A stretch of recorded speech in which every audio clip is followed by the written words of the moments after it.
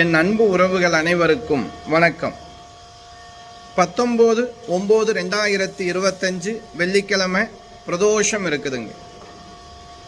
காலை 9:29 வரைக்கும் நமக்கு ஆயிலிய நட்சத்திரத்தில் சந்திர பகவான் கடகராசியில் பிரவேசிப்பார்.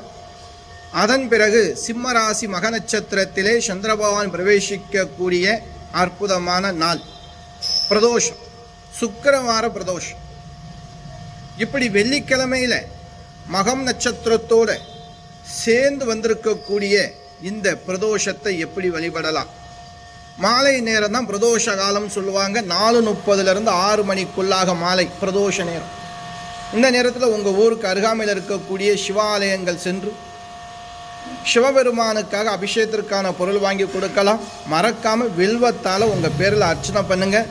வினைகள் தீரும், கஷ்டங்கள் விலகும், சிவபெருமான் அருள் முழுமையாக கிடைக்கும்.